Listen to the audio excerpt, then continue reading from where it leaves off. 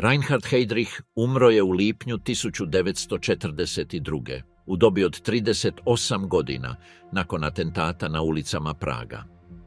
U tom trenutku obnašao je jednu od najstrašnijih dužnosti u Trećem rajhu. Bio je šef glavnog ureda sigurnosti Rajha, organizator konferencije u Vanseu i upravitelj protektorata Češke i Moravske. Hitler ga je nazvao čovjekom sa željeznim srcem. Njegovi vlastiti kolege nadjenuli su mu u nadimak plavokosa zvijer ili praški mesar. Ali iza službene biografije, ponavljane u knjigama i dokumentarcima, postoji sloj manje poznatih epizoda, glasine o njegovu židovskom podrijetlu, krivotvoreni dosjeji koji su pokrenuli masovnu čistku u Sovjetskom savezu, prikriveno izbacivanje iz mornarice, smrt koja se mogla izbjeći jednostavnim pancirnim prslukom i posljeratna mitologija koja i dalje izaziva rasprave među povjesničarima. 18 fragmenata te manje poznate povijesti čini ovo putovanje. Fama o židovské krvi, která ho pronásledovala celý život. Po léta kolovalo v nacistických kruzích podezření, že Heydrich má židovský původ ze strany své babičky z otcovy strany, Ernestine Lindner, jejíž druhé příjmení po sňatku, Süß, podněcovalo záměnu s židovskými příjmeními běžnými v té době. Skutečný rodokmen stanovuje, že žádný přímý Heydrichův předek nebyl žid, ale fáma se v Halle, jeho rodném městě, zakořenila s takovou silou, že ho spolužáci a námořní rekruti obtěžovali tím, že mu říkali Isidor nebo Bílý žid. Sám Heinrich Himmler nařídil v roce 1932 vyčerpávající genealogické vyšetřování před jeho přijetím do SS, právě aby tuto otázku uzavřel a oficiální výsledek ho prohlásil za čistého árijce. Tato zpráva však neodstranila předchozí společenské stigma. Někteří životopisci tvrdí, že Heydrichova posedlost dokazováním absolutní loajality k nacistické rasové ideologii, kterou dovedl do extrémů přesahujících mnohé z jeho nadřízených, byla částečně motivována touhou vymazat jakýkoliv stín pochybnosti o jeho rasové čistotě. Paradox je zřejmý. Muž, který koordinoval byrokratickou mašinérii genocidy, nesl po celý svůj dospělý život přezdívku, která ho falešně spojovala s oběťmi téže mašinérie. Dokumenty britské zpravodajské služby, odtajněné o desetiletí později, ukazují, že tato osobní zranitelnost byla zkoumána jako možný bod psychologického nátlaku, ačkoliv nikdy nebyla přímo využita v kontrarozvědných operacích. Původ fámy sahá k oznámení o sňatku zveřejněnému v roce 1916 jeho babičkou poté, co ovdověla, v němž se příjmení Süß objevilo vedle příjmení jejího druhého manžela. V Halle na počátku 20. století toto příjmení stačilo k vyvolání podezření v sociálním prostředí, kde každodenní antisemitismus tvořil součást kulturní krajiny, dokonce ještě před vzestupem nacismu jako organizovaného politického hnutí. Spolužáci z řad námořních kadetů si o desetiletí později vzpomínali, že Heydrich reagoval na posměšky nepřiměřenou agresivitou a někdy se dostal až do fyzických střetů s těmi, kdo přezdívku opakovali. Životopisci jako Mario Dederichs a Robert Gerwart se shodují v tom, že tato raná zkušenost s obtěžováním spolu s ponížením způsobeným vyloučením z námořnictva, které bude podrobně popsáno dále, přispěla k utváření téměř nutkavé potřeby vnějšího uznání prostřednictvím profesního úspěchu a extrémní ideologické loajality. Genealogická zpráva z roku 1932, zadaná konkrétně Himmlerem, vysledovala 4 generace Heydrichových předků, aniž by nalezla jakékoliv židovské spojení, ale rychlost, s jakou bylo toto vyšetřování požadováno před jeho přijetím do SS, odhaluje, jak velkou váhu měla fáma stále ještě i v kruzích, které z něj později učinili jednu z nejrozpoznatelnějších tváří institucionálního antisemitismu nacistického státu. Izbacívanje iz mornarice koje je nacistički režim potpuno prikrio. Prije nego što je postao jedna od najmoćnijih figura nacističkog sigurnosnog aparata, Heydrich je bio časnik Kriegsmarine. Godine 1931. suočio se s Mornaričkim sudom časti zbog raskida zaruka s mladom ženom, kćeri utjecajnog industrijalca, kako bi se oženio Linom von Osten, koju je upoznao tek nekoliko tjedana ranije. Mornarički sud, kojim je predsjedao admiral Erich Raeder, proglasio ga je krivim za ponašanje nedostojno časnika i gospodina, te ga je nečasno izbacio iz mornarice. Verzija koja se poslije širila nacističkom propagandom prikazivala je njegov odlazak kao dobrovoljnu odluku motiviranu proračunskim rezovima Weimarske republike, narativ koji je odgovarao i Heydrichu i režimu zainteresiranom za prikazivanje svojih hijerarha bez mrlja u njihovoj prošlosti. Lina, njegova supruga, odigrala je odlučujuću ulogu u ovoj epizodi. Upravo ga je ona potaknula da potraži posao u SS-u preko obiteljskog kontakta s Himmlerom, pretvarajući ono što se činilo krajem njegove vojne karijere u početak mnogo smrtonosnije putanje. Bez tog izbacivanja, koje se službena nacistička povijest pobrinula sakriti, Heydrich bi vjerojatno nastavio kao mornarički časnik srednjeg ranga, a arhitektura represivnog aparata Trećeg rajha krenula bi drukčijim putem.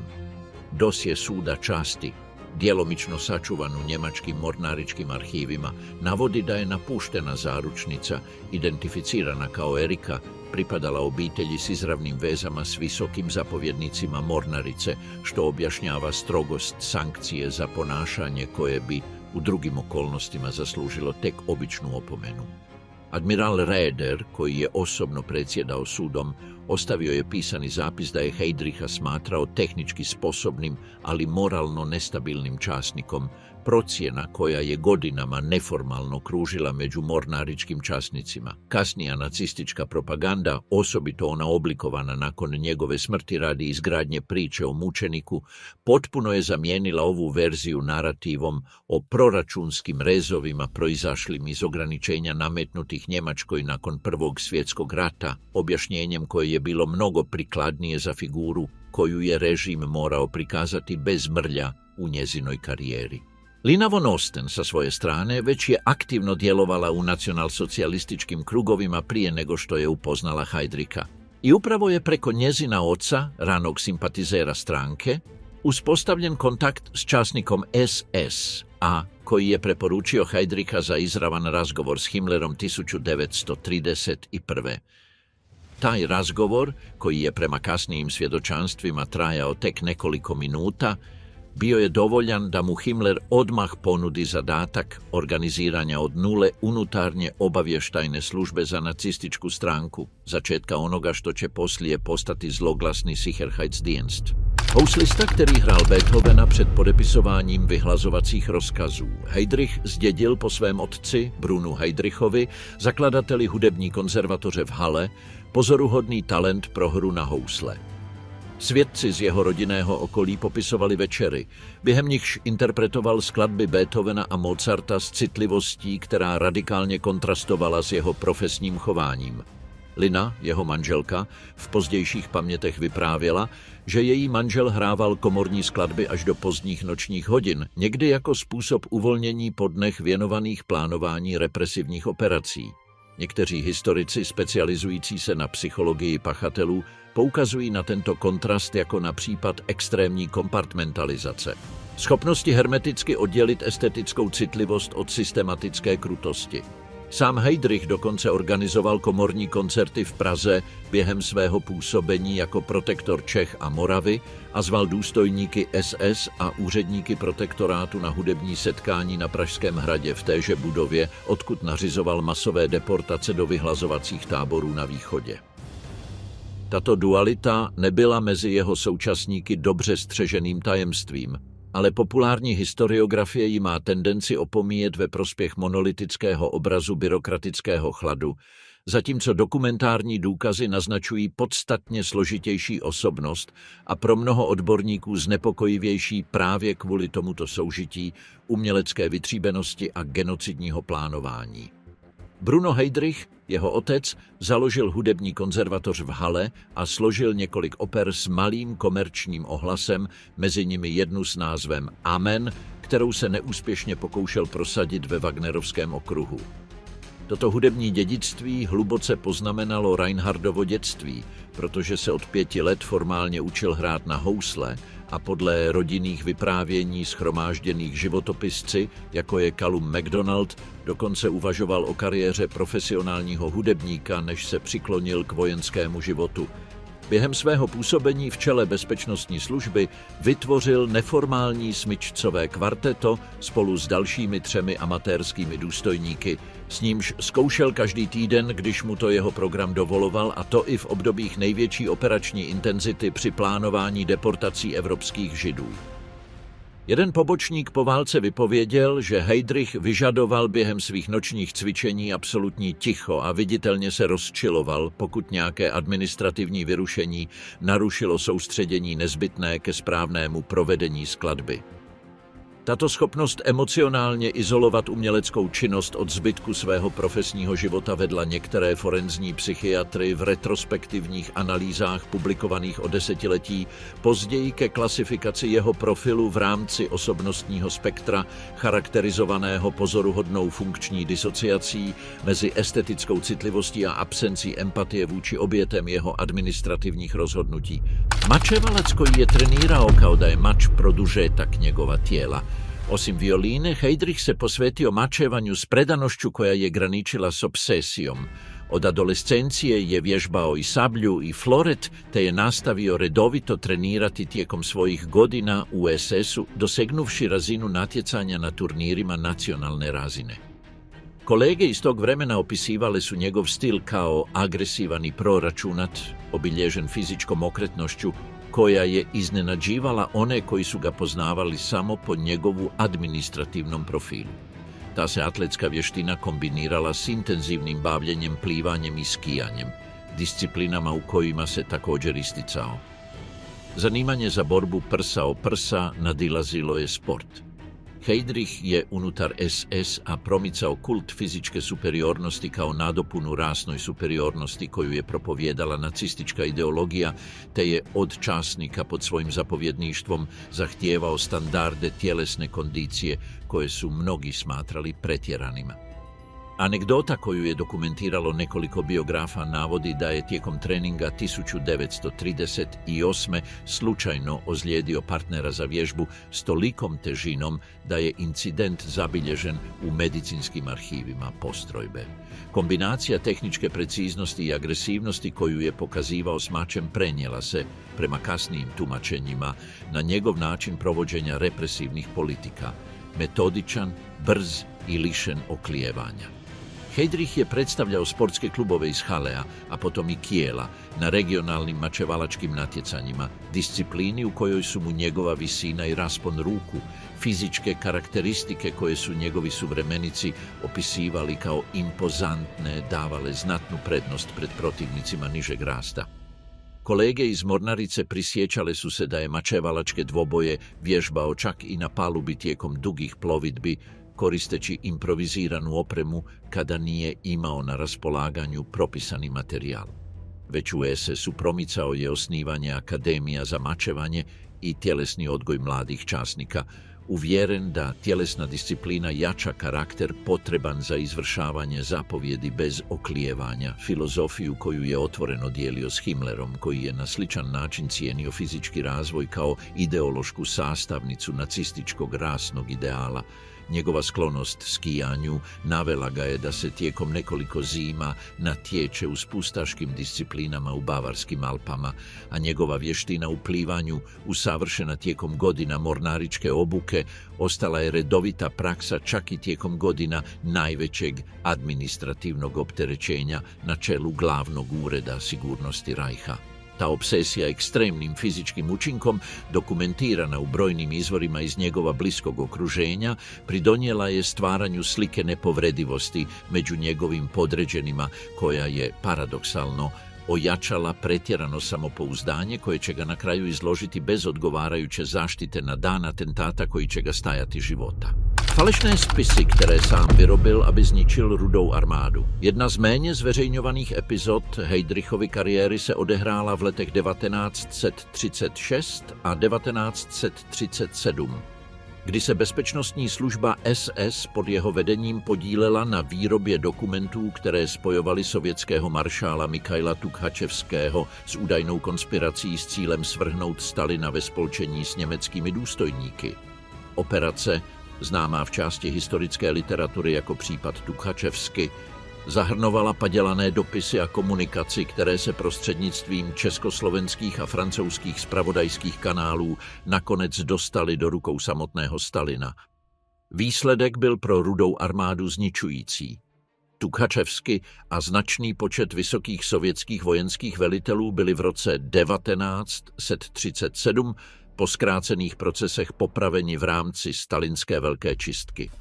Historici jako Robert Conquest a později badatelé s přístupem k odtajněným sovětským archivům diskutovali o přesném rozsahu německého vlivu na tuto epizodu, protože Stalin choval vlastní podezření vůči svému nejvyššímu velení nezávisle na jakékoliv vnější manipulaci. Aktivní účast Heydrichova aparátu na výrobě důkazů představuje v každém případě skutečnost ověřenou mnoha dokumentárními zdroji. Praktickým výsledkem bylo, že Heydrich, aniž by pohnul jediným německým vojákem, přispěl k výraznému oslabení vrcholného vojenského vedení Sovětského svazu pouhé 4 roky před německou invazí v roce 1941, což byl strategický přínos, který je jeho osobě v konvenčních vyprávěních o východní frontě připisován jen zřídka.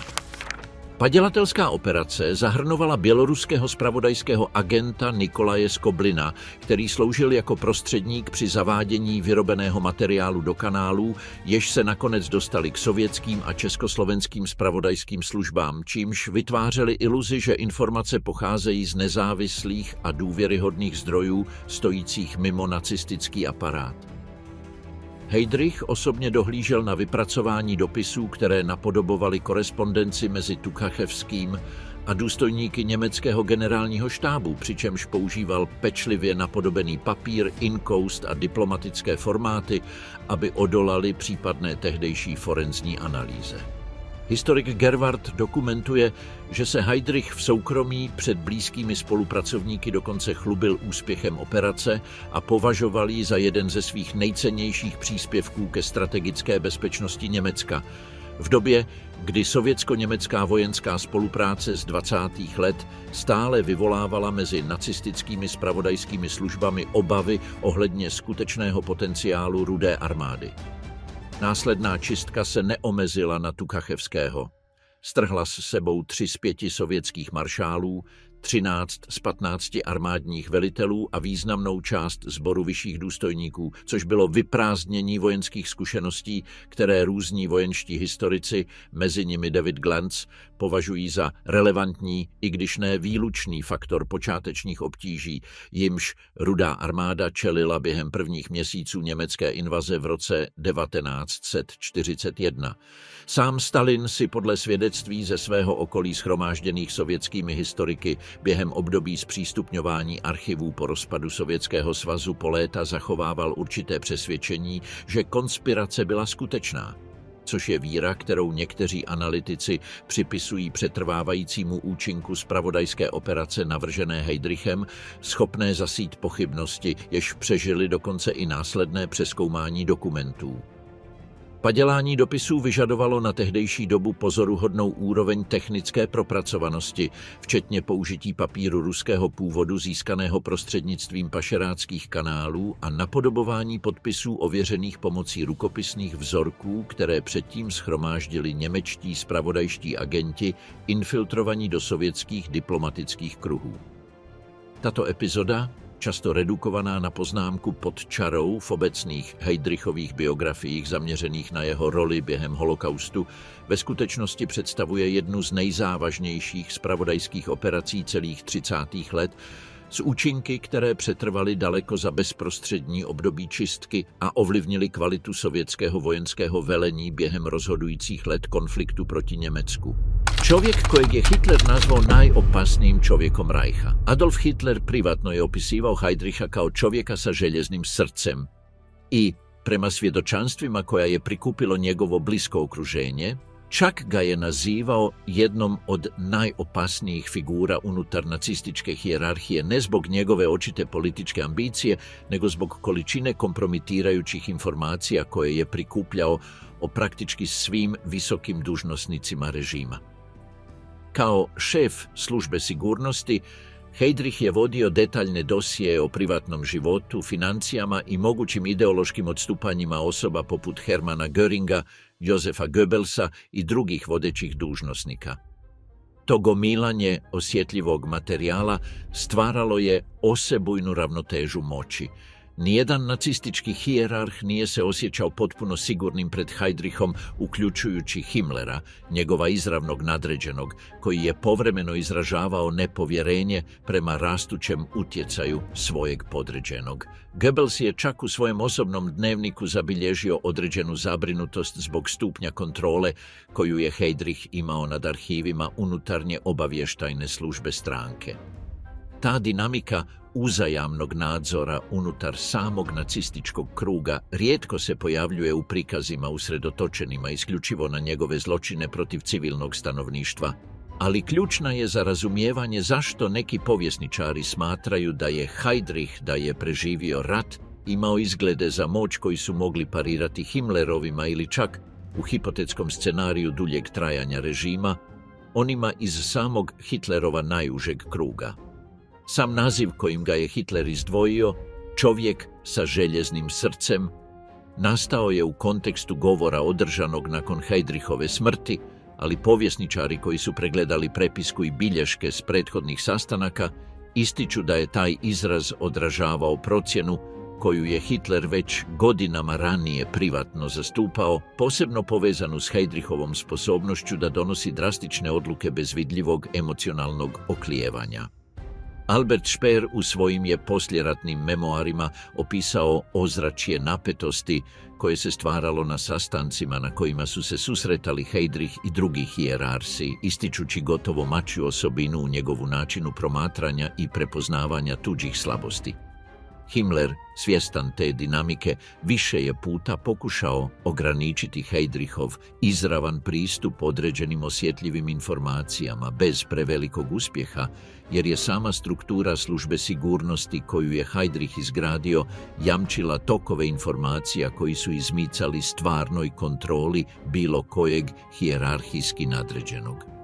Ta kombinacija iznimne tehničke sposobnosti i nejasnoće u pogledu njegovih stvarnih namjera navela je povjesničare poput Eduarda Kalica da u studijama objavljenima tijekom druge polovice 20. stoljeća ustvrde kako je Heydrich predstavljao najpročišćeniji model tehnokrata terora koji je proizveo nacistički režim, figuru sposobnu djelovati s apsolutnom administrativnom učinkovitošću neovisno o ljudskoj cijeni svojih odluka.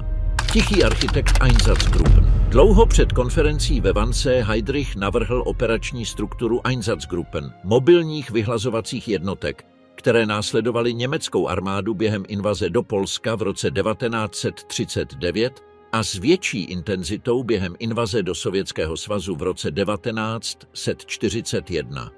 Tyto jednotky byly odpovědné za systematické zavraždění více než 1 milionu lidí, většinou Židů, prostřednictvím hromadných poprav zastřelením u společných hrobů, ještě předtím, než existovala infrastruktura vyhlazovacích táborů. Logistické plánování, nábor personálu pocházejícího z policie, SS a bezpečnostní služby a koordinace s nejvyšším vojenským velením přímo spadaly pod Heydrichův úřad. Dokumenty z norimberského procesu odhalují výslovné instrukce, které sepsal nebo schválil a které stanovovaly podrobné protokoly o tom, jak postupovat vůči civilnímu obyvatelstvu na okupovaných východních územích. Na rozdíl od konference ve Vance, která soustřeďuje veřejnou pozornost kvůli svému charakteru formálního jednání a zdokumentovanému zápisu, předchozí práce na operačním návrhu Einsatzgruppen dostává v populární kultuře mnohem menší prostor, přestože představuje dřívější fázi a z hlediska přímých obětí z rukou jeho podřízených je rozsahem srovnatelná s tou, kterou později spravovaly vyhlazovací tábory. Směrnice, které Heydrich vydal před invazí do Polska, známé jako Pražské instrukce podle místa výcviku přidělených důstojníků, stanovovaly konkrétní kategorie obyvatelstva určeného k odstranění, včetně příslušníků polské inteligence, katolického duchovenstva, židovských komunitních vůdců a jakékoliv osoby identifikované jako potenciální ohnisko organizovaného odporu. Tato předběžná klasifikace cílů, vypracovaná několik měsíců před invazí, dokládá úroveň systematického plánování, která odporuje představě stále přítomné ve zjednodušených vyprávěních, že nacistická genocida byla výhradně improvizována za pochodu v reakci na válečné události.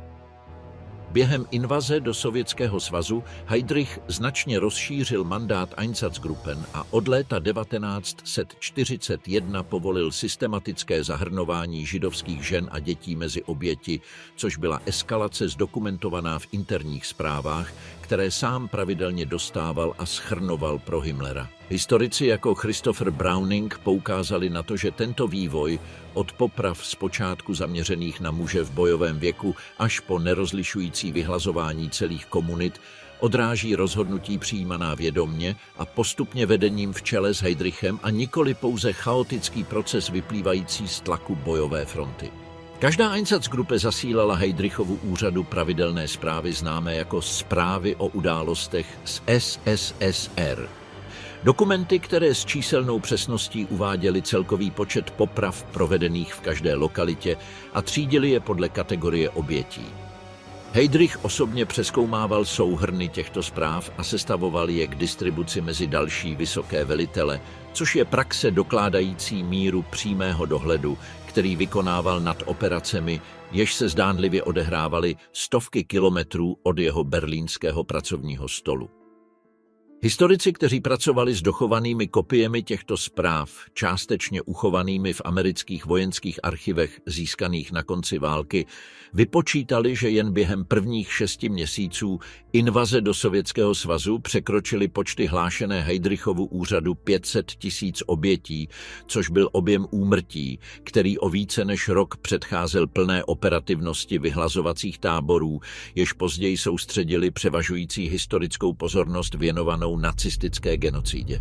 Sastanak u Vanseu trajao je manje od 90 minuta. Konferencija u Vanseu, koju je Heydrich sazvao i kojom je predsjedao 20. siječnja 1940 i druge u vili na obali jezera Vanse na periferiji Berlina, u popularnoj se kulturi često opisuje kao trenutak u kojem je donesena odluka o sustavnom istrebljenju europskih Židova. Dokumentarni dokazi, međutim, pokazuju da je temeljna politička odluka već bila u provedbi mjesecima ranije, te da je glavni cilj sastanka bio koordinirati administrativnu logistiku između različitih ministarstava i agencija uključenih u ono što je režim eufemistički nazivao konačnim rješenjem židovskog pitanja.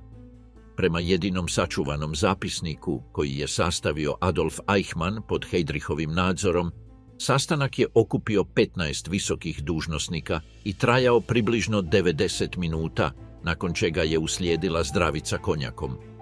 U tom kratkom razdoblju raspravljalo se o brojkama židovskog stanovništva u različitim europskim zemljama procijenjenima na više od 11 milijuna ljudi, te su uspostavljeni mehanizmi međuministarske suradnje za masovnu deportaciju prema istoku. Kratkoća susreta na upečatljiv je način u suprotnosti s povijesnim razmjerima koji mu se pripisuju i otkriva do koje je mjere nacistički birokratski stroj normalizirao planiranje genocida kao još jedan administrativni postupak, vođen s istom hladnoćom kao bilo koji drugi sastanak za koordinaciju državne uprave. Zapisnik iz Vansea, tehnički poznat kao protokol iz Vansea, preživio je čistom slučajnošću.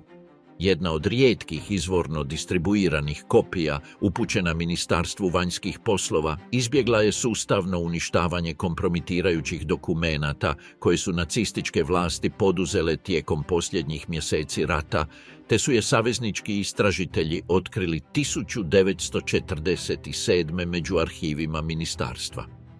Dokument koristi namjerno eufemistički administrativni jezik, nazivajući deportacije evakuacijama prema istoku. a masovno ubojstvo izrazima poput odgovarajućeg postupanja.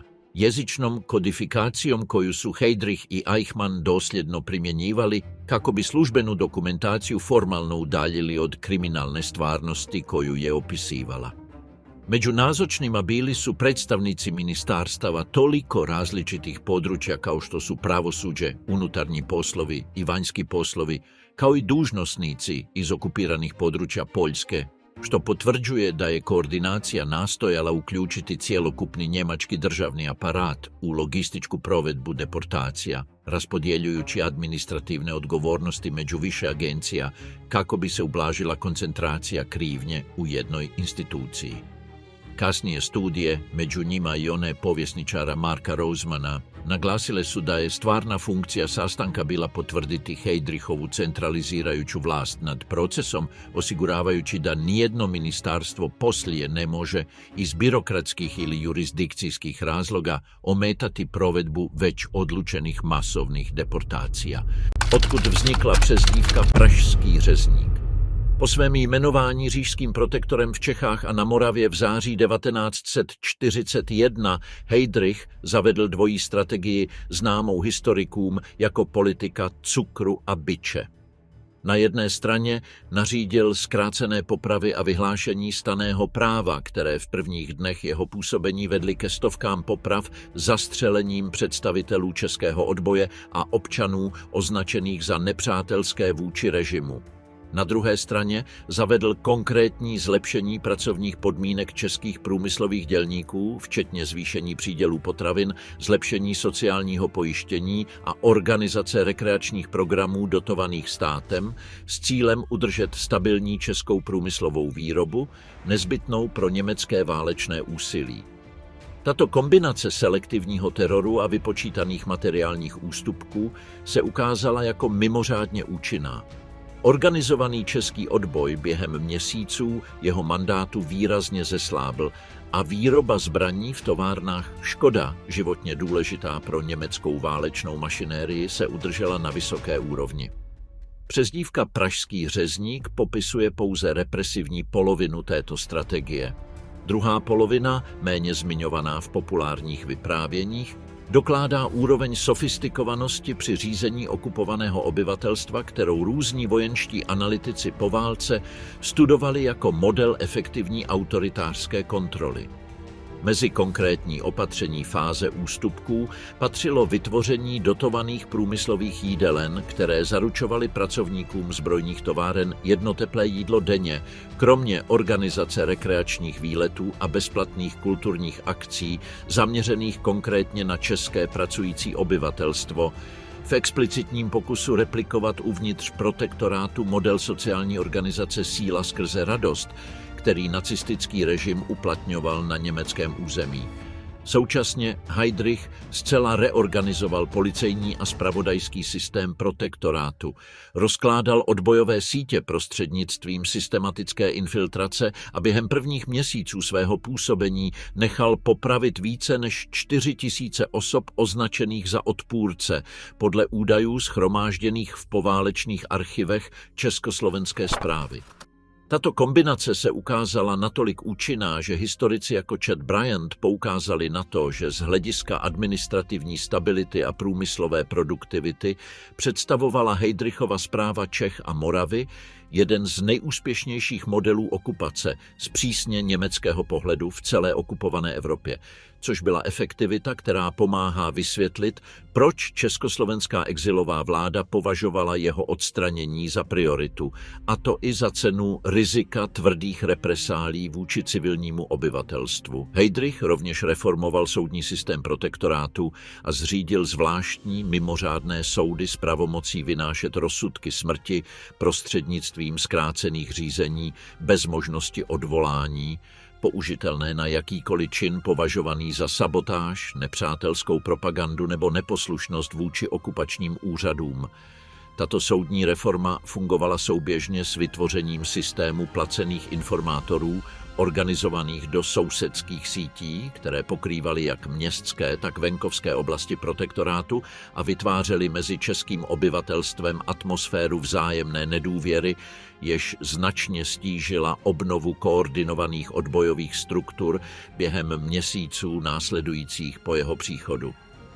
Čeští úředníci, kteří během tohoto období spolupracovali s německou správou, v rozhovorech vedených o desetiletí později akademickými výzkumníky popisovali Heydrichovu správu jako výjimečně pečlivou ve srovnání s okupačními správci jiných evropských území, což byla pečlivost, která se odrážela jak v represivním plánování, tak v návrhu materiálních pobídek určených k udržení průmyslové produktivity pod kontrolou.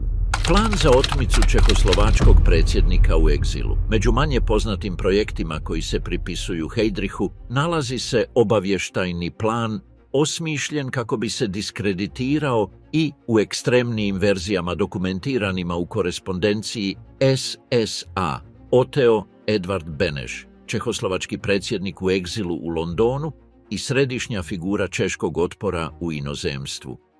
Cilj je bio oslabiti legitimnost vlade u egzilu i istodobno posijati nepovjerenje među zapadnim saveznicima u pouzdanost Čehoslovačke obavještajne službe, u koju su se prema Heydrichu infiltrirali dvostruki agenti naklonjeni Njemačkoj.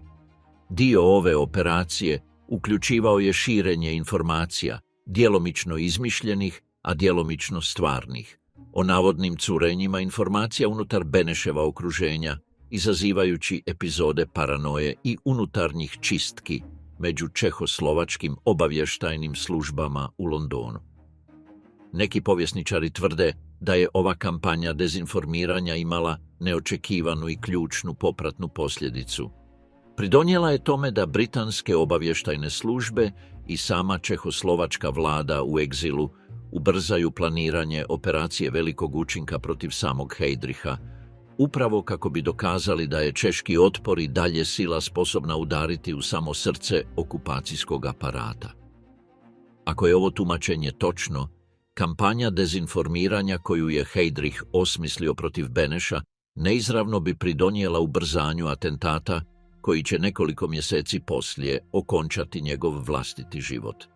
Operacija dezinformiranja protiv Beneša djelomično se oslanjala na dvostruke agente koje je sam Heydrich njegovao unutar Čehoslovačke obavještajne mreže još prije aneksije protektorata, koristeći kontakte uspostavljene tijekom godina u kojima je Čehoslovačka još održavala formalne diplomatske odnose s Njemačkom.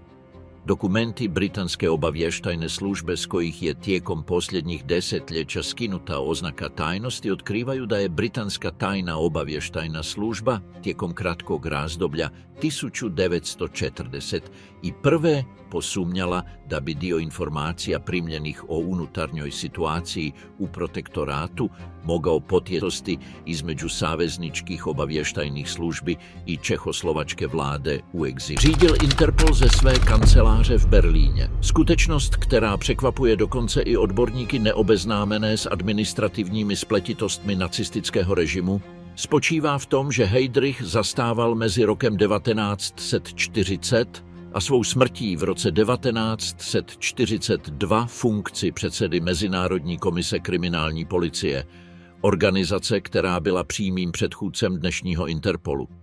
Po německé okupaci několika evropských zemí se sídlo organizace, původně umístěné ve Vídni, dostalo pod faktickou kontrolu nacistických úřadů a Heydrich formálně převzal její vedení, přičemž začlenil její archivy a síť mezinárodní policejní spolupráce do struktury bezpečnostní služby SS. To znamenalo, že po téměř 2 roky byla organizace vytvořená za účelem usnadnění policejní spolupráce proti běžné kriminalitě po celém světě, v praxi podřízena plánování rasového a politického pronásledování nacistického režimu. Archivy organizace, včetně databází mezinárodních zločinců, byly využívány ke sledování politických odpůrců a v některých zdokumentovaných případech k lokalizaci osob židovského původu, které uprchly do různých evropských zemí. Moderní Interpol tuto epizodu o několik desetiletí později oficiálně uznal ve své vlastní institucionální historii a označil ji za jedno z nejtemnějších období organizace, což je skutečnost, která je jen zřídka zmiňována ve vyprávěních zaměřených výhradně na Heydrichův profil v hierarchii SS. Vídeňské sídlo organizace, obsazené SS krátce po anexi Rakouska v roce 1938, uchovávalo podrobné archivy o mezinárodní policejní spolupráci shromážděné od založení instituce v roce 1923. Materiál, který Heydrich považoval za mimořádně strategicky cenný pro doplnění databází, jež bezpečnostní služba ESS již spravovala o politických odpůrcích, zločincích a stále více také o sledovaném židovském obyvatelstvu. Pod jeho formálním předsednictvím si organizace navenek zachovala určitou institucionální normalitu, včetně korespondence s policejními sbory zemí, které byly dosud neutrální nebo neokupované, což vedlo k epizodám značného diplomatického nepohodlí, když některé z těchto národních policejních složek v pokročilé fázi války zjistili, že si vyměňují informace se strukturou přímo podřízenou nacistickému represivnímu aparátu. Samotný Interpol v institucionálních dokumentech zveřejněných na svých oficiálních webových stránkách během 21. století uznal toto období jako neoprávněné převzetí své struktury a svých archivů a podrobně popsal, jak musela být velká část databáze nahromaděné během let nacistické kontroly po válce očištěna, aby byly odstraněny zkreslení vyplývající z rasového a politického pronásledování, které určovalo její využití během období pod Heydrichovou kontrolou a po jeho smrti pod kontrolou jeho nástupce ve funkci Ernsta Kaltenbrunnera.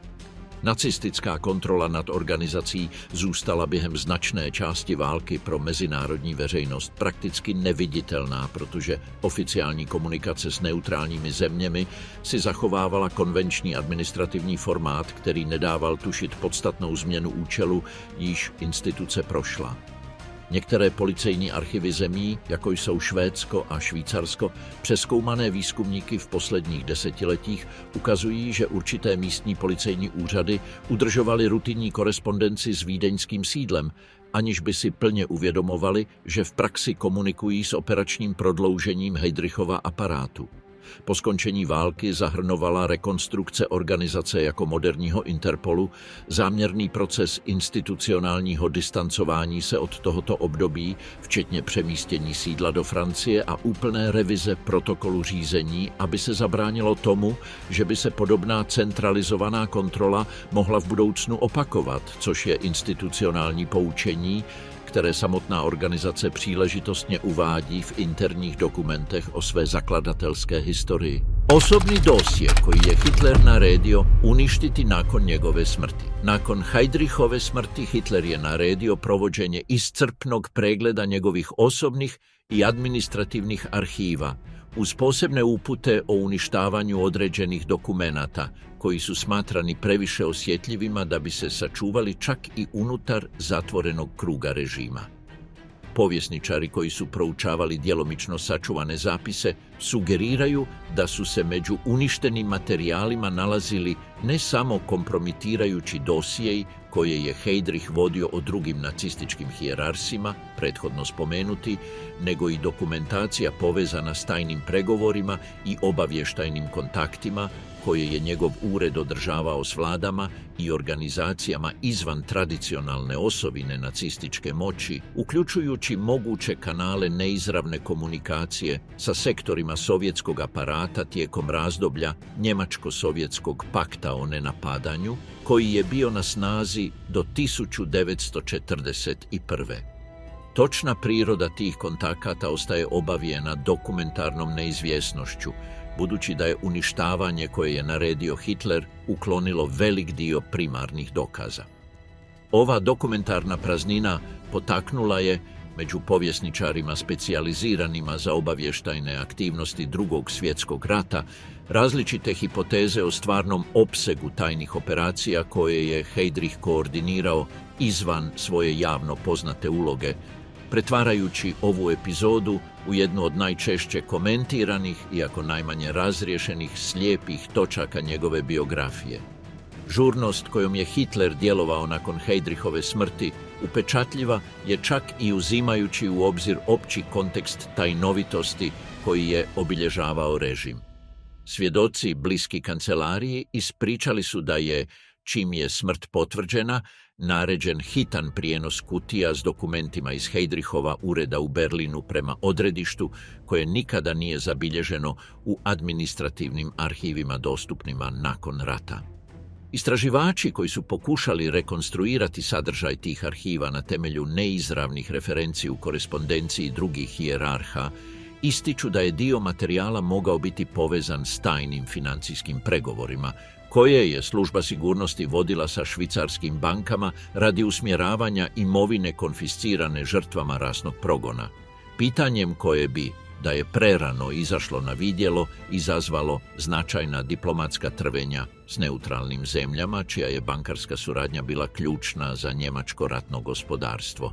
Drugi povjesničari ukazuju na drukčiju hipotezu povezanu s istraživačkim mirovnim kontaktima koje su određeni sektori njemačkog obavještajnog aparata navodno održavali bez formalnog odobrenja sa savezničkim predstavnicima preko posrednika u neutralnim zemljama poput Švicarske ili Švedske, kontaktima za koje bi Heydrich, s obzirom na svoj položaj kontrole nad svom osjetljivom obavještajnom komunikacijom, nužno morao znati ili ih u određenoj mjeri nadzirati. Nijedna od ovih hipoteza nema konačnu dokumentarnu potvrdu upravo zbog uništavanja naređenog nakon njegove smrti, zbog čega ovo poglavlje ostaje jedno od najviše raspravljanih među stručnjacima za obavještajne djelatnosti tog razdoblja. Neobrnjeni kabriolet Mercedes, který spečetil jeho osud. Dne 27. května 1942 se Heydrich přesouval ze svého sídla na okraji Prahy na Pražský hrad v kabrioletu Mercedes-Benz 320. Vozidle zvoleném pro jeho reprezentativní charakter, avšak postrádajícím jakýkoliv druh pancéřování, což bylo rozhodnutí odrážející nadměrnou důvěru, kterou Heydrich vkládal do kontroly, již podle svého přesvědčení nastolil nad českým územím. Automobil rovněž neměl žádný významný ozbrojený doprovod kromě řidiče na trase, kterou absolvoval rutinním a předvídatelným způsobem, což byl vzorec pohybu, který výrazně usnadnil plánování atentátu československým parašutistickým agentům vycvičeným ve Velké Británii. Během útoku, provedeného Josefem Gabčíkem a Janem Kubišem v ostré zatáčce v pražské čtvrti Libeň, se Gabčíkova automatická zbraň v kritickém okamžiku zasekla. Mechanické selhání, které mohlo Heydrichovi zachránit život, nebýt toho, že Kubiš okamžitě hodil upravený protitankový granát, který explodoval poblíž vozidla. Úlomky střepin spolu s materiálem z čalounění sedadla a konstrukce automobilu pronikly do Heydrichova těla a způsobily zranění, která se zpočátku nezdála smrtelná. Volba neobrněného kabrioletu, motivovaná protokolárními důvody a veřejným obrazem, se nakonec stala rozhodujícím faktorem ve výsledku operace. Technický detail, který různí vojenští analytici označují za odstranitelnou chybu osobní bezpečnosti u člověka, jeho hodnosti a míry vystavení odvetným útokům. Karl Hermann Frank, jeho druhý nejvyšší představitel v protektorátu, opakovaně upozorňoval na vhodnost používání obrněných vozidel a posílení doprovodu vzhledem k rostoucímu počtu zpravodajských hlášení, která poukazovala na možnou aktivitu parašutistů vycvičených ve Velké Británii a působících na českém území od konce roku 1941. Heydrich tato doporučení opakovaně odmítal, přesvědčen, že jeho politika kontroly prostřednictvím selektivního teroru a vypočítaných ústupků účinně neutralizovala jakoukoliv významnou operační schopnost českého odboje, což bylo hodnocení, které pozdější důkazy prokázaly jako mylné. Samotná každodenní trasa mezi jeho sídlem, známým jako Panenské Břežany, a Pražským hradem Vedla po pevně stanovené cestě, kterou odbojová síť dokumentovala během týdnů před atentátem, včetně přibližných časů odjezdu, jež se den ode dne lišily jen minimálně. Gabčík a Kubiš si konkrétně vybrali zatáčku v Libni, protože vozidlo nutila výrazně zpomalit, čímž maximalizovala časové okno příležitosti k útoku zbraněmi krátkého dosahu, což je detail taktického plánování, který dokládá úroveň předchozího průzkumu provedeného agenty před uskutečněním operace. Výzbroj použitá agenty byla dodána britským výkonným úřadem pro zvláštní operace, včetně samopalu Sten britské výroby, známého svou nestálou mechanickou spolehlivostí, konstrukční vadou zdokumentovanou v jiných kontextech konfliktu, která při této příležitosti téměř zcela zmařila operaci. Protitankový granát použitý Kubišem, původně navržený k prorážení pancíře vozidel, se v praxi ukázal proti Heydrichovi jako smrtelnější, než by byl běžný výstřel, protože fragmentace vzniklá explozí vnesla do jeho organismu kontaminovaný materiál pocházející jak z vozidla, tak možná i ze samotné Heydrichovy uniformy, což značně zkomplikovalo následnou lékařskou léčbu. Po počátečním útoku se oběma agentům podařilo uprchnout na jízdních kolech uprostřed zmatku vyvolaného explozí, útěk, který navzdory závažnosti situace proběhl s metodickým klidem typickým pro výcvik absolvovaný ve Velké Británii, čímž se vyhnuli okamžitému pronásledování, které mohlo ohrozit celou operaci již v jejich prvních minutách. Umro od infekcie a ne od izravne eksplozije. Suprotno raširenom uvjerenju da je Heydrich umro trenutačno ili kao izravna posljedica eksplozije, dokumentirani medicinski dokazi utvrđuju da je preživio nekoliko dana nakon atentata. Prebačen u bolnicu Bulovka u Pragu, liječnici su mu uklonili fragmente šrapnela i rekonstruirali dio oštećenog tkiva u abdomenu i dijafragmi, a tijekom prvih dana njegovo je stanje pokazivalo znakove relativnog poboljšanja. Međutim, razvio je generaliziranu infekciju, identificiranu kao septikemija, koju medicinski povjesničari djelomično pripisuju fragmentima presvlake automobila, moguće izrađene od konjske dlake ili obrađenog pamuka, koji su ostali zaglavljeni u rani i pogodovali razmnožavanju bakterija u okolnostima u kojima moderni antibiotici, poput penicilina, još nisu bili široko dostupni u njemačkoj medicini toga doba. Hitler je naredio hitan dolazak osobnog stručnjaka, profesora Karla Gebharta, liječnika SSA, koji je odlučio ne primijeniti liječenje dostupnim sulfonamidima, odluku koju su neki medicinski povjesničari retrospektivno doveli u pitanje kao potencijalno kontraproduktivnu. Heydrich je pao u stanje septičkog šoka i preminuo 4. lipnja 1942. 8 dana nakon atentata, u procesu progresivnog pogoršanja dokumentiranom iz sata u sat u bolničkim medicinskim zapisima, vrlo dalekom od slike trenutačne i herojske smrti koju je kasnija nacistička propaganda pokušala izgraditi oko njegove figure.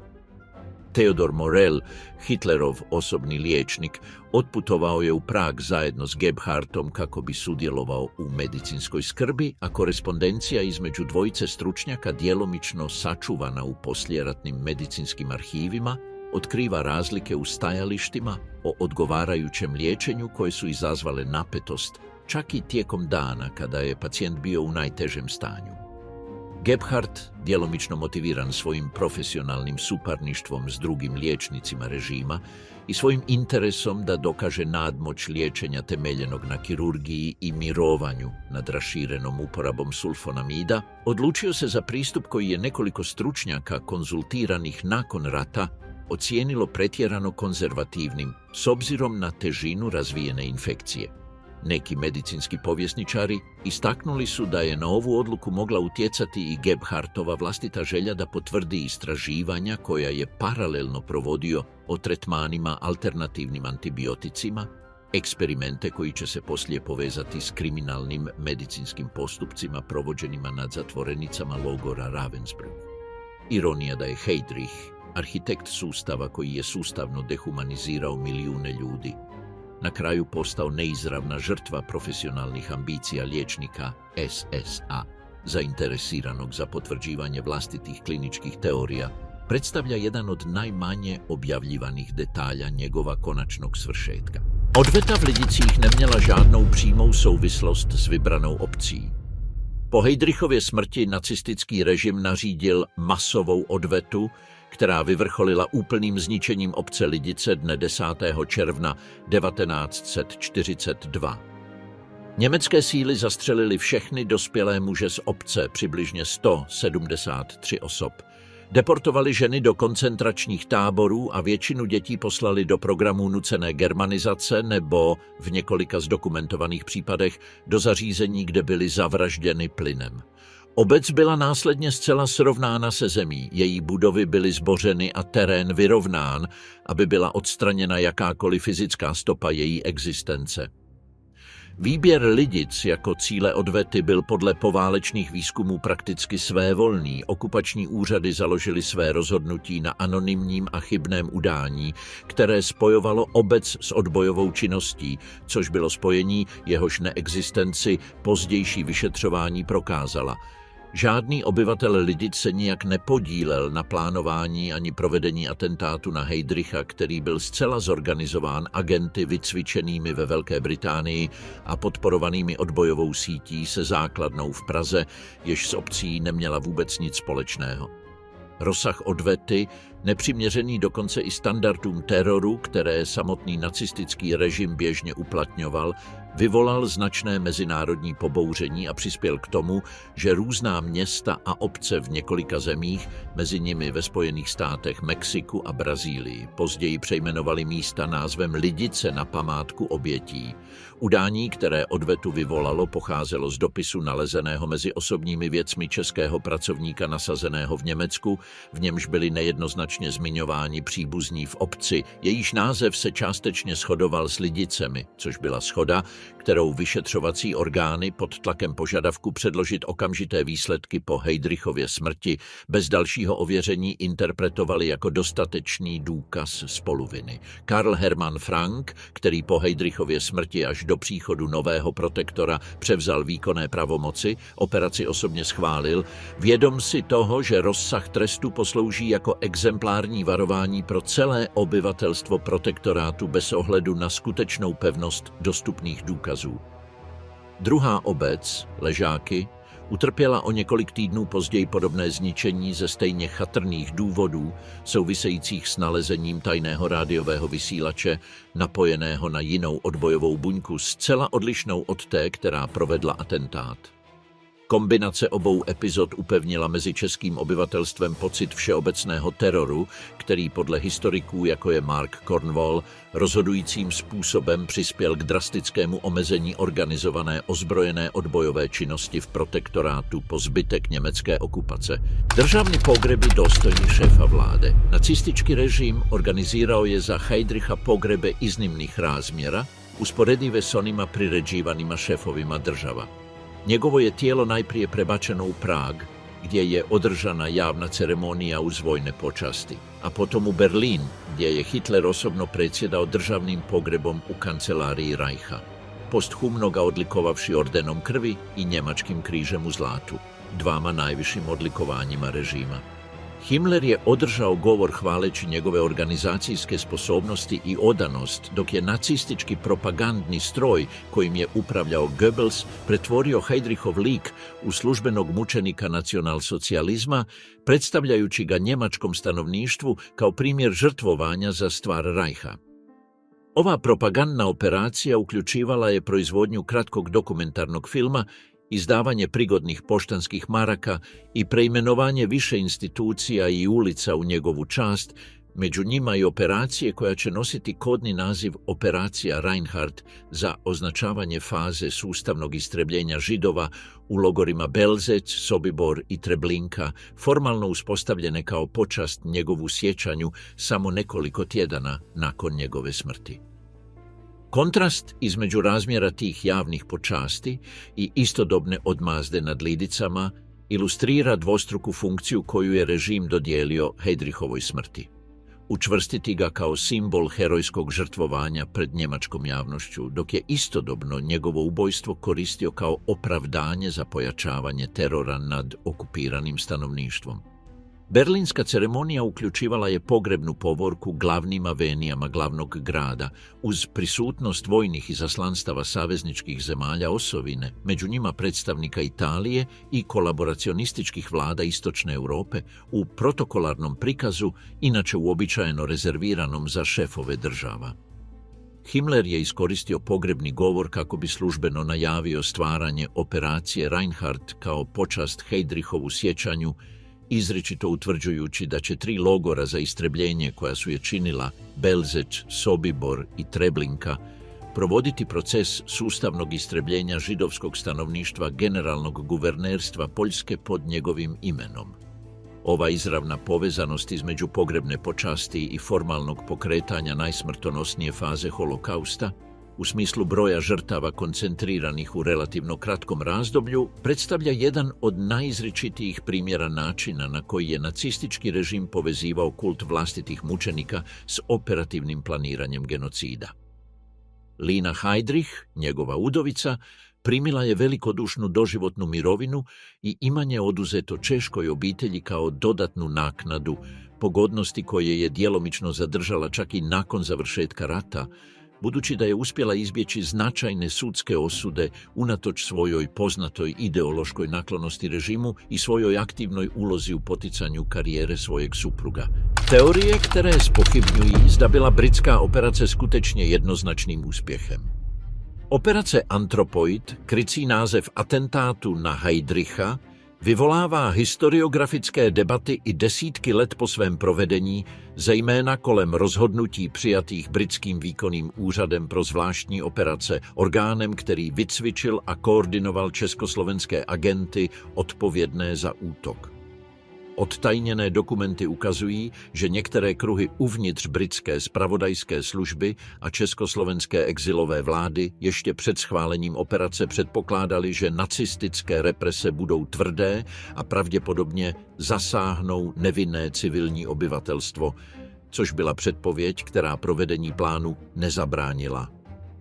Tato okolnost podnítila trvalou etickou a historiografickou debatu o tom, zda mělo být rozhodnutí pokračovat při předchozí znalosti obvyklého vzorce kolektivních represí, který nacistický režim systematicky uplatňoval, posouzeno jinak.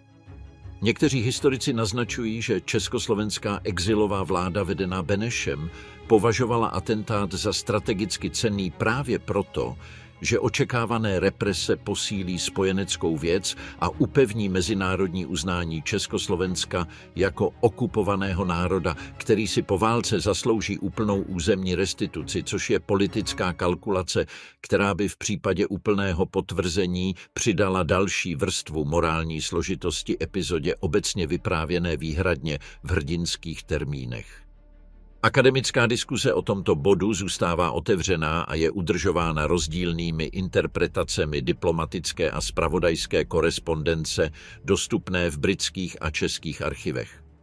Český historik Jan Kalous spolu s dalšími badateli, kteří pracovali s archivy Československého ministerstva vnitra odtajněnými po skončení komunistického režimu, zdokumentoval, že uvnitř samotné exilové vlády existovaly protichůdné postoje ohledně vhodnosti operace. Přičemž někteří vojenští poradci výslovně varovali, že pravděpodobné lidské náklady výrazně převýší symbolický přínos odstranění jediné osoby, jakkoliv významná byla v okupační hierarchii. Beneš se podle těchto zdrojů rozhodl pokračovat navzdory těmto varováním, částečně motivován potřebou čelit diplomatickým jednáním, která v té době probíhala mezi západními mocnostmi o budoucnosti poválečných československých hranic, což byl scénář, v němž bylo pro posílení československé vyjednávací pozice politicky klíčové prokázat schopnost aktivního odporu. Debata o tomto rozhodnutí se s velkou intenzitou znovu aktivovala během připomínek výročí atentátu v různých desetiletích a vyvolala protichůdné postoje mezi těmi, kdo hájí nespochybnitelnou symbolickou a vojenskou hodnotu operace, a těmi, kdo se domnívají, že náklady pro civilní obyvatelstvo měly být výslovněji zahrnuty do strategické kalkulace před jejím schválením. Winston Churchill podle pozdějších svědectví členů svého válečného kabinetu vyjádřil výslovné uspokojení, když se dozvěděl zprávu o atentátu a považoval jej za významný morální úder proti nacistickému okupačnímu aparátu ve střední Evropě, což bylo hodnocení, které kontrastovalo s opatrností, již zpočátku projevovali někteří britští zpravodajští poradci znepokojení předvídatelnými humanitárními důsledky. Tento rozdíl v perspektivách uvnitř samotného spojeneckého vedení ilustruje trvalé napětí mezi strategickými válečnými hledisky a přímými lidskými náklady pro obyvatelstvo pod okupací, dilema, které vojenská historiografie při analýze podobných speciálních operací provedených během druhé světové války na různých bojištích konfliktu přeskoumávala při mnoha příležitostech. Male neriješene tajne njegova privatnog života. Nakon atentata sedmorica čehoslovačkih padobranaca izravno ili neizravno uključenih u operaciju, uključujući Gabčika i Kubiša, sklonila su se u kriptu pravoslavne crkve Svetih Čirila i Metoda u Pragu. Ostali su skriveni nekoliko tjedana sve dok 18. lipnja 1942. Snage SS-a nisu opkolile crkvu nakon što su primile precizne informacije o njihovoj lokaciji. Nakon dugotrajnog sukoba, agenti su poginuli u kripti, a nekoliko njih počinilo je samoubojstvo kako bi izbjegli zarobljavanje. Identitet osobe koja je nacističkim vlastima pružila odlučujuću informaciju službeno je utvrđen. Karel Čurda, pripadnik druge skupine padobranaca, izdao je svoje suborce u zamjenu za znatnu novčanu nagradu koju je ponudila Gestapo. Međutim, različiti istraživači ukazali su na nedosljednosti u točnoj kronologiji načina na koji je Gestapo došao do Čurdina priznanja, uključujući mogućnost da je postojalo više od jednog izvora informacija koji su paralelno kružili unutar mreža češkog otpora, u koje su se u različitim stupnjevima infiltrirali dvostruki agenti, čiji potpuni identitet nikada nije s apsolutnom sigurnošću utvrđen u arhivima dostupnima nakon rata.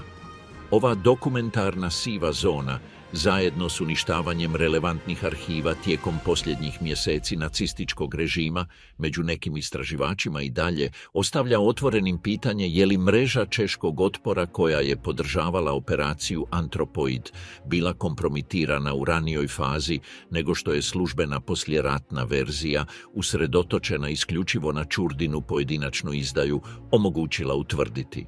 Čurda je od Gestapa primio nagradu u vrijednosti od 1.000.000 čehoslovačkih kruna, kao i novi identitet i zaštitu pogodnosti koje je zadržao tijekom ostatka rata, aktivno surađujući s okupacijskim vlastima u identificiranju drugih pripadnika otpora. Nakon završetka sukoba bio je zarobljen, suđen pred Čehoslovačkim sudom i pogubljen 1947. u procesu koji je detaljno dokumentirao njegovu ulogu u padu agenata, ali koji je ostavio bez konačnog rješenja neka pitanja o točnoj kronologiji dana koji su prethodili opsadi kripte.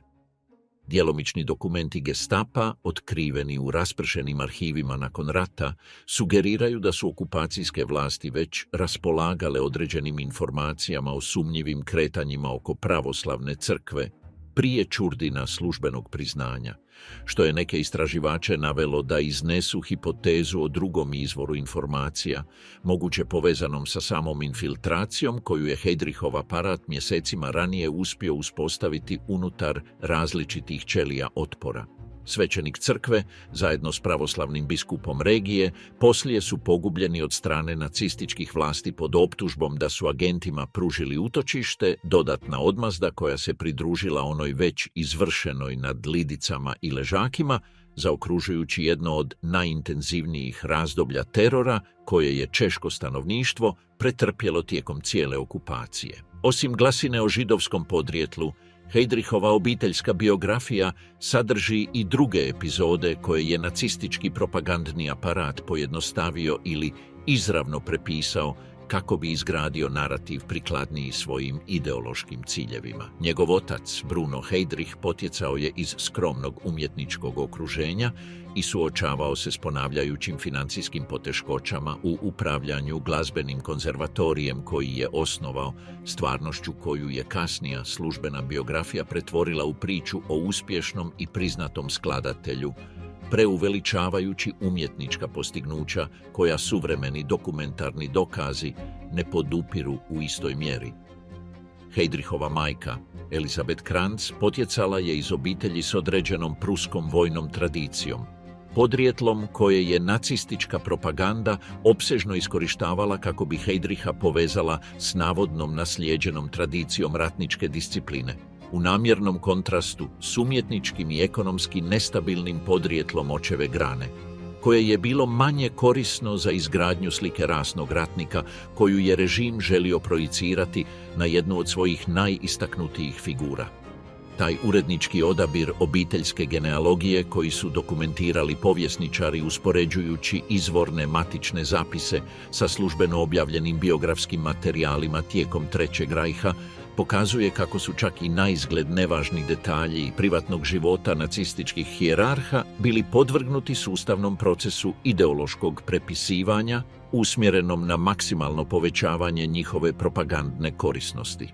Heydrichov lik prikazan je u brojnim filmskim i književnim produkcijama od završetka rata, počevši s filmovima snimljenima gotovo u stvarnom vremenu nakon njegove smrti, poput Hangmen Also Die, koji je 1943. režirao Fritz Lang prema scenariju koji je napisao zajedno s Bertoltom Brechtom, a koji je slobodno dramatizirao atentat uz znatne slobode u odnosu na dokumentirane činjenice.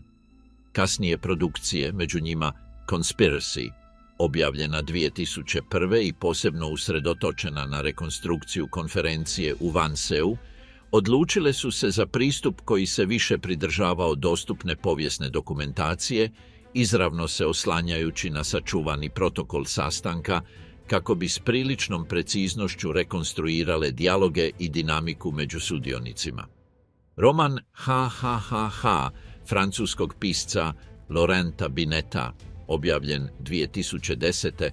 među širom je publikom popularizirao brojne biografske detalje o Heydrichu koji su prethodno bili ograničeni na specijalizirane akademske krugove, iako je također izazvao metodološku raspravu o granicama između dokumentirane povijesne rekonstrukcije i narativne spekulacije u žanru koji kombinira oba registra. Ova proliferacija kulturnih prikaza, zajedno s kinematografskom prirodom svojstvenom samom atentatu u Pragu, paradoksalno je pridonijela tome da određeni spektakularniji aspekti Heydrichove biografije, poput samog napada i njegove kasnije agonije, dobiju nerazmjernu pozornost u usporedbi s administrativnim i birokratskim aspektima njegove karijere, koji su, iako manje kinematografski, u smislu povijesnih posljedica predstavljali najodlučniji i najsmrtonosniji doprinos cijele njegove karijere unutar nacističkog aparata.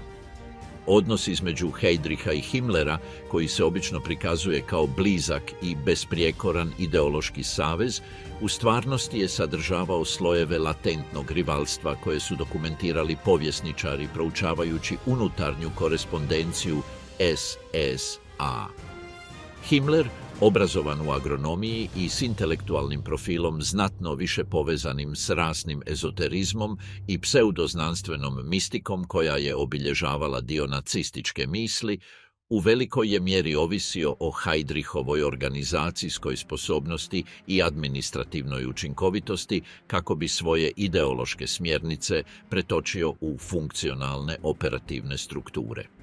Ta je ovisnost kod Himmlera stvarala mješavinu profesionalnog priznanja i osobnog nepovjerenja, pogoršanu izvješćima koja je redovito primao o rastućem Heydrichovu ugledu među drugim sektorima režima, uključujući i samo Hitlerovo blisko okruženje.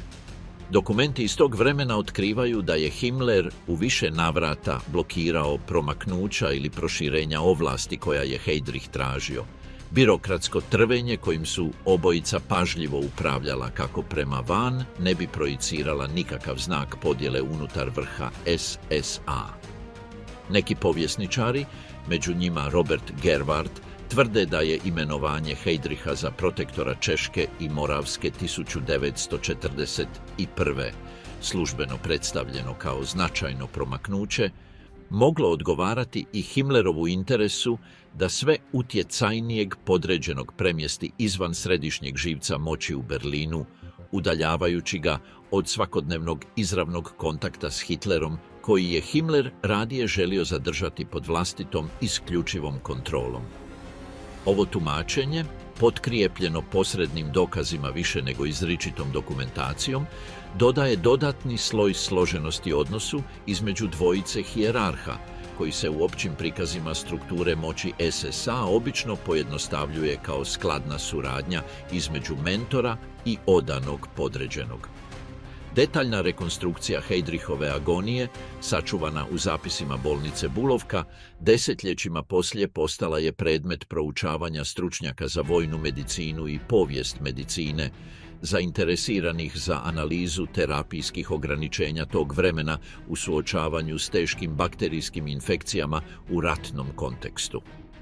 Medicinski tim iz sata u sat dokumentirao je razvoj pacijentovih vitalnih znakova, uključujući epizode povremene visoke temperature, progresivno pogoršanje respiratorne funkcije i konačno stanje diseminirane intravaskularne koagulacije koje suvremeni stručnjaci identificiraju kao izravnu posljedicu septikemije koja nije pravodobno stavljena pod kontrolu.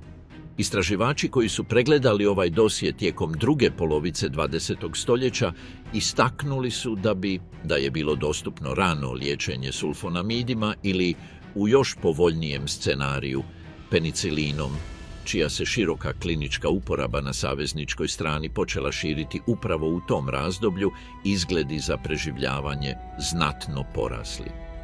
Ova okolnost dodaje još jedan sloj povijesne kontingencije konačnom Heydrichovu ishodu.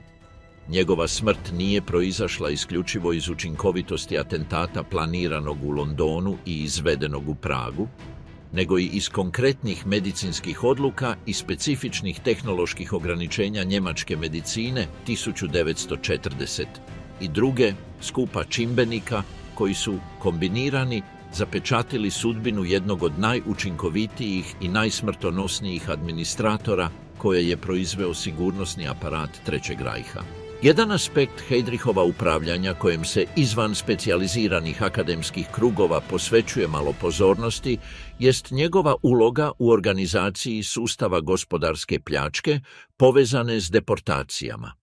Pod njegovim izravnim nadzorom, služba sigurnosti SS-a uspostavila je detaljne protokole za sustavnu konfiskaciju imovine, bankovnih računa, nakita i nekretnina koje su pripadale deportiranim osobama. Proces koji je stvarao znatne prihode, djelomično preusmjeravane prema financiranju samog represivnog stroja.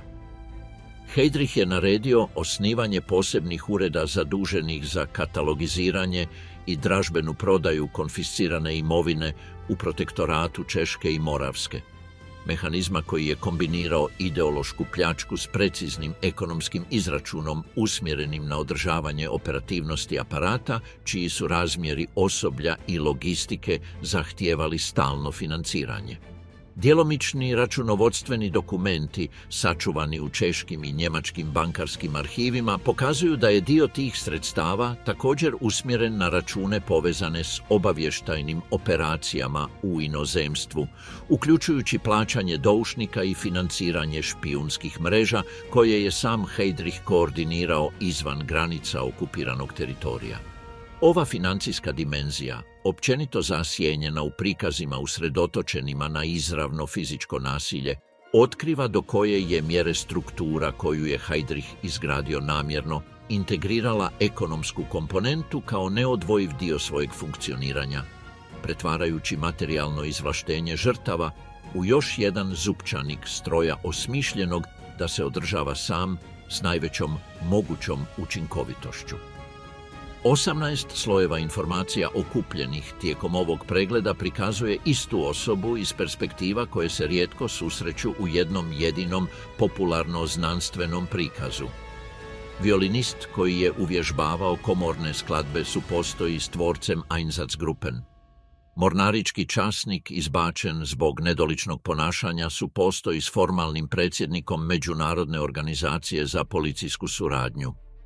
Čovjek čiju je smrt nacistički režim pretvorio u temeljni mit jedne od najsmrtonosnijih faza holokausta supostoji s pacijentom čija je 8-dnevna agonija zabilježena u kliničkim detaljima koje bi svaka moderna bolnica prepoznala kao izlječivu infekciju. Svaki od tih fragmenata, neovisno dokumentiran u vojnim, sudskim, medicinskim i diplomatskim arhivima raspršenima po različitim zemljama, zajedno tvori znatno složeniji portret od standardnog biografskog sažetka koji obično prati njegovo ime u općim enciklopedijama i audiovizualnim produkcijama namijenjenima masovnoj popularizaciji. Kontinuirano pregledavanje deklasificiranih arhiva u Rusiji, Češkoj Republici, Ujedinjenom Kraljevstvu i Njemačkoj sugerira da dokumentirana biografija Reinharda Heydricha, unatoč desetljećima koja su prošla od njegove smrti 1942. još uvijek nije u potpunosti iscrpila svoju sposobnost otkrivanja epizoda koje je službena povijest iz različitih političkih i narativnih razloga radije držala u drugom planu. Dědictví systému, který přežil svého architekta. Heydrichova smrt nezastavila mašinérii, kterou navrhl, konference ve Vance a administrativní protokoly, které zavedl, pokračovaly v činnosti pod vedením Ernsta Kaltenbrunnera, jeho nástupce v čele hlavního říšského bezpečnostního úřadu a Adolfa Eichmanna, přímo odpovědného za logistiku deportací. Operace Reinhard dosáhla svého vrcholu smrtící účinnosti právě v měsících následujících po smrti muže, po němž byla pojmenována, přičemž tábory Belzec, Sobibor a Treblinka fungovaly při trvale vysoké kapacitě až do konce roku 1943, kdy nacistické úřady nařídily jejich demontáž a systematické odstraňování fyzických důkazů, včetně exhumace a kremace těl dříve pohřbených v masových hrobech, ve snaze zahladit stopy před předvídatelným postupem sovětských sil. Historici specializující se na holokaust, mezi nimi Raoul Hilberg, poukázali na to, že administrativní efektivita, kterou Heydrich vtiskl celému systému, od rasové klasifikace až po meziministerskou koordinaci předvedenou ve Vance, fungovala jako replikovatelný model, který dokonale přežil jeho fyzické zmizení, což je důkazem, že nacistická genocida závisela na byrokratické struktuře navržené tak, aby fungovala nezávisle na jakémkoliv konkrétním jednotlivci, včetně jejího hlavního architekta. Norimberský proces, konaný v letech 1945 až 1946, nemohl Heydricha z pochopitelných důvodů přímo soudit, jeho jméno se však neustále objevovalo ve výpovědích mnoha obžalovaných, kteří uváděli rozkazy, směrnice a schůze, jimž předsedal jako ústřední součást řetězce velení, který vedl k systematickému vyhlazení milionů lidí. Adolf Eichmann, souzený samostatně v Jeruzalémě v roce 1961, věnoval značnou část své výpovědi popisu Heydrichovy ústřední role v administrativní koncepci konečného řešení a poskytl podrobnosti o interních schůzích a pracovních metodách, které významně doplnily historické poznání dostupné do té doby o vnitřní struktuře aparátu, který Heydrich vybudoval. Tato pozdější svědectví spolu s odtajněnými dokumenty ze sovětských, britských a českých archivů během posledních desetiletí 20. století umožnila přesněji rekonstruovat epizody, které po léta zůstávaly zahaleny zjednodušenou verzí, již nacistická propaganda a následně některá poválečná vyprávění vytvořily kolem jeho osoby. Specializovaná historiografie nadále přezkoumává jednotlivé aspekty Heydrichovy biografie s tím, jak jsou v různých zemích odtajňovány nové archivy, od sovětských vojenských fondů až po švýcarskou bankovní dokumentaci spojenou s finančními operacemi SS.